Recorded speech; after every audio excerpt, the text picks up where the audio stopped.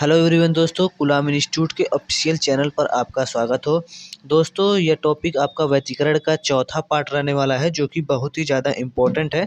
इस टॉपिक में हम पढ़ेंगे कि जो आपने पर्दे पर संपोषी विनाशी व्यतिकरण मतलब कि आपके ब्राइट और डार्क जो आपके अधिकतम तीव्रता वाले और न्यूनतम तीव्रता वाले फ्रिंजें बनी हुई थी, उनकी चौड़ाई को हमें नापना है।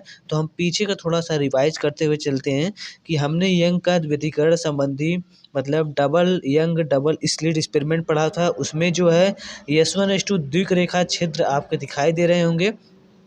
आपके जो है यहाँ पर दो स्लिट रहते हैं, यहाँ पर दो स्लिट पाए जाते हैं। यहाँ से जो आपकी तरंगे गुजरती है वो एक ही प्रकाश स्रोत और एक ही आवृत्ति से होती है। जो पर्दे पर जो है कहीं कहीं पर कुछ बिंदुओं पर अधिकतम तीव्रता जैसे संपोषी, कुछ बिंदुओं पर विनाशी तीव्रता। तो इन्हीं जो आपके डार्क और ब्राइट वाले बने हुए हैं, संपोषी को ब्राइट वाले कहते हैं तरंगे, और जो है विनाशी को डार्क वाले तरंगे कहते हैं। उन्हीं का हमें विड्थ निकालना है, मतलब कि चौड़ाई नाप कर निकालना है। तो कैसे हम निकालेंगे उसको देखते हैं। और हमने पिछले वीडियो में पढ़ चुका है जो कि दीप्त व अदीप्त फ्रिंज की स्थितियाँ, जो पर्दे पर कितने दूरी पर आपके अदीप्त और दीप्त फ्रिंज बनती हैं, उनकी स्थिति जो है एक्शन बराबर हमने निकाला हुआ है। वो भी ये सूत्र में काम बहुत ज़्यादा देगा। डेरिवेशन इसके बाद हल होगा। तो समझने की बात जो रहेगी उसे हम समझाने की बात करते हैं, कैसे हम पर्दे पर अदीप्त और दीप्त फ्रिंज की चौड़ाई निकालेंगे। तब तो सबसे पहले आप ये फिगर देख लीजिएगा। यहाँ पर ये सेंट्रल वाला भाग होता है, ये होता है आपका पुत्था, ये होता है आपका पुत्था होता है। यहाँ से जो किरणें निकलती हैं दो तरंगों के रूप में, यहाँ पर्दे पर आपका जो है कुछ बिंदुओं पर व्यतिकरण होता है। ठीक है, अब हम चौड़ाई, जो कि आपका अगला पार्ट यही रहने वाला है, चौड़ाई नापकर तरंग दैर्ध्य ज्ञात करना। तो दोस्तों, इस बात को अच्छी तरह से समझना। तो हम जैसे कि समझाने वाले जो हैं, ये देखिए आपका जो है यहाँ पर एक्शन विनाशी अदीप्त फ्रिंज के लिए हमने जो है निकाला हुआ था स्थिति, और ये दीप्त फ्रिंज के लिए। इसके आगे चलते हैं हम लोग। इसके आगे जो है दीप्त फ्रिंज की चौड़ाई हम निकालते हैं। कैसे दीप्त फ्रिंज की चौड़ाई निकलेगी? तो सबसे पहले दोस्तों देख लीजिए, पर्दे पर जो आपका फ्रिंजें बनती हैं, डार्क और ब्राइट दोनों बनती हैं। तो यहाँ पर देखिए कि आप सेंट्रल वाला लाइन समझ रहे हैं, वहाँ पर भी आपको सेंट्रल लाइन जो कि दिखा होगा, सेंट्रल लाइन आपका, वहाँ पर भी जो आपकी पर्दा था और पुत्था था, वहाँ पर भी एक सेंट्रल लाइन गया था। इस सेंट्रल लाइन से जो पर्दे पर बनता है विनाशी मतलब डार्क, और जो डार्क फ्रिंजें और जो ब्राइट फ्रिंजें जो बनती हैं, मान लीजिए कि आपके फोर्थ लाइन पर आपके जो है, यहाँ पर पहले ये समझिए, आपके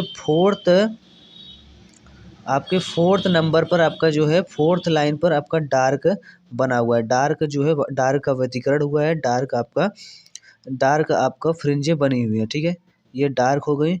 और इसके ऊपर, इसके आसपास ही फिफ्थ नंबर पर जो है फिफ्थ डार्क आपका जो रहता है, फिफ्थ डार्क। तो दोस्तों आप लोग समझना, ये आपका जो है फिफ्थ पे डार्क है, ये फोर्थ पे डार्क था। जो सेंट्रल से आपके ऊपर की तरफ फोर्थ पे डार्क था, ये फिफ्थ पे डार्क है। उसके आसपास, उसके एकदम 4+1, इसके आसपास ही आपका जो है डार्क, इसके जो बीच में जो बचता है, उसके तो बीच में आपका जो है ये रहता है ब्राइट वाला। ठीक है, तो यही होता है इसके बीच की चौड़ाई। ठीक है, इसके इस फ्रिंज की चौड़ाई, दीप्त फ्रिंज की चौड़ाई। एक बात और समझते हैं हम इसमें, जैसे कि आपके सेंट्रल से पर्दे पर nth पर जो है डार्क की फ्रिंजें बनी हुई है। ठीक है, इसके जो है nth पर, और उसके आसपास ही n+1 पर आपका जो है n+1 पर आपका जो है डार्क बना हुआ है। ठीक है, तो इसके बीच में जो बचेगा, इसके बीच में तो ब्राइट ही रहेगा, समझ रहे हैं ना। इसके बीच में आपका जो विड्थ बनेगा वो उसके बीच में आपका ब्राइट ही रहेगा। ठीक है, तो हम क्या करेंगे, अगर हमें ब्राइट की आपका चौड़ाई निकालना है, अगर हमें ब्राइट की दीप्त फ्रिंज की चौड़ाई निकालना है, तो दो अदीप्त जो डार्क आपके जो हैं, उन चौड़ाइयों में से, उनके चौड़ाइयों में से घटा देंगे तो हमें क्या मिल जाएगा, ब्राइट की चौड़ाई मिल जाएगी, ब्राइट फ्रिंज की चौड़ाई, मतलब कि दो जो अदीप्त फ्रिंज बन रहे हैं उनके बीच में जो ब्राइटनेस बन रहा है, ब्राइट वाला, शक्तिमान वाला, वो वाला जो चमकदार वाला है, उसमें वो मिल जाएगा दो अदीप्त को घटाने पर। तो यहाँ पर xn+1 मतलब ये ज़्यादा है, इसके आसपास ही है। xn+1 को -xn से घटा देंगे, जैसे कि स्थिति आपने निकाले थे वही है आपका। xn+1 से -xn घटा देंगे, यहाँ पर xn+1 है और ये xn, ये घटा देंगे तो हमें ब्राइट का मालूम चल जाएगा। ये ठीक है, आपको समझ में आ गया होगा। इसी प्रकार अगर हमें फोर्थ वाला है, फोर्थ पे डार्क है और इसके बाद फिफ्थ पे डार्क है, ठीक है, तो हमें 5-4 कर देना है। 5-4 करेंगे तो हमें जो है ब्राइट की चौड़ाई मिल जाएगी, विड्थ मिल जाएगी। जो आपका ये यहाँ से यहाँ तक बना हुआ है डार्क वाला, और यहाँ से यहाँ तक बना हुआ है ब्राइट, वही डार्क वाला ऊपर और नीचे, इसके बीच में जो बचा रहता है वो ब्राइट, मतलब उसी की चौड़ाई हमें निकालना है, उतनी दूरी हमें निकालना है, ठीक है। तो इस प्रकार ये निकलेगा। यहाँ पर हम सूत्र में यही सूत्र, अगर हम दीप्त फ्रिंज की चौड़ाई को अल्फा से प्रदर्शित करें तो ये हम लिख सकते हैं, दो अदीप्त मतलब दो डार्क की चौड़ाइयों को घटाने पर हमें दीप्त फ्रिंज मिलता है। अब चलते हैं आगे की ओर। चलिए दोस्तों, अब देखते हैं, यही आपके सेम सीन है, इसमें कोई परिवर्तन नहीं हुआ है, ये आपका सेम सीन है। इसमें भी अगर हमें अदीप्त फ्रिंज की चौड़ाई निकालना है, मतलब अदीप्त फ्रिंज की चौड़ाई निकालना है, जो पर्दे पर आपका अगर nth नंबर पे आपके ब्राइट बन रहा है, nth दूरी पर ब्राइट बन रहा है, उसके n+1 पर आपका जो है ब्राइट बन रहा है, तो इसके जो बीच में बचेगा वही आपकी डार्क की चौड़ाई होगा। तो हम कह सकते हैं दो ब्राइट फ्रिंजों की चौड़ाइयों को घटाकर हम एक डार्क की फ्रिंज की चौड़ाई को निकाल सकते हैं। अगर हम डार्क की चौड़ाई को बीटा से प्रदर्शित करें तो xn+1 - xn ये हम कर सकते हैं, मतलब दो ब्राइट की चौड़ाइयों को घटाकर। अगर हमें दीप्त का निकालना होता तो दो डार्क की चौड़ाइयों को घटाकर हम निकाल सकते थे। अगर हमें अदीप्त फ्रिंज की चौड़ाई निकालना है तो दो दीप्त फ्रिंज को चौड़ाई को घटाकर हम अदीप्त फ्रिंज की चौड़ाई निकाल सकते हैं। तो आपकी दीप्त फ्रिंज के लिए जो स्थितियां बनी हुई थी, ये आपकी स्थितियां इस प्रकार थी: xn = n λd/d और 2n - λd/2d।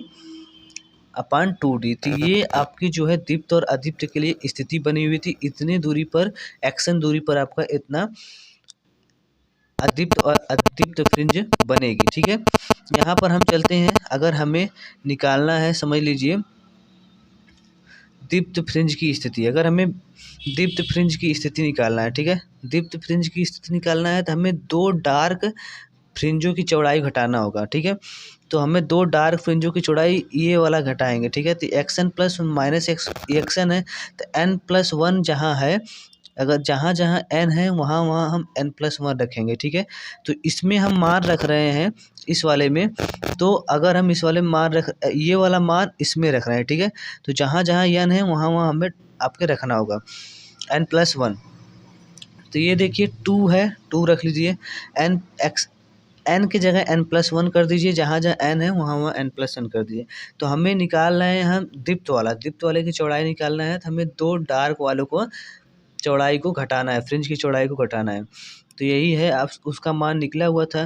तो ये इसमें से हम n की जगह n+1 रखेंगे, माइनस आपका ये आपका λd पूरा रहेगा और यहाँ अपान 2d हो जाएगा, ठीक है। माइनस xn की जगह पूरा मान क्या है, 2 - 1 λd। यहाँ पर n+1 था इसलिए हम n+1 यहाँ पर रख देंगे, ठीक है, और कुछ नहीं है इसमें। और इसके बाद xn का मान इसमें रखना था, वही हम लोग रखे हैं, बस n+1 की जगह n+1 कर दिए हैं, क्योंकि इसमें n+1 है। अब इसके पास आपका चलता है डेरिवेशन है ये सब। अब इसके बाद आपका क्या है, यहाँ पर जो है λd अंदर चला जाएगा और 2n हो जाएगा, प्लस 2 हो जाएगा, यहाँ पर 2 - 1 1 हो जाएगा, तो प्लस λd हो जाएगा। आप समझ रहे हैं ना, मतलब ये आप अंदर जाएंगे 2n हो जाएगा, ये λd अंदर आएगा 2n λd हो जाएगा, ये 2 1 से गुणा करेगा 2 हो जाएगा, और ये -1 2 - 1 1 हो जाएगा, तो λd बचेगा, माइनस और 2n माइनस ये अंदर गुणा हो जाएगा तो λd हो जाएगा। और इसके बाद कॉमन है ये आधार, तो इसके बाद इसमें ये हो जाएगा, ये माइनस वाला प्लस कर देगा, यहाँ पर बचेगा क्या, यहाँ पर आपका बचेगा लैम्डा डी अपान इस लैम्डा कैपिटल डी अपान स्मॉल डी, ठीक है, ये मान बचेगा। तो ये हो गया आपका दीप्त फ्रिंज की चौड़ाई। अब हमें निकालना है अदीप्त फ्रिंज की चौड़ाई। तो अदीप्त फ्रिंज की चौड़ाई निकालने के लिए हमें दो दीप्त फ्रिंज की चौड़ाई घटाना होगा।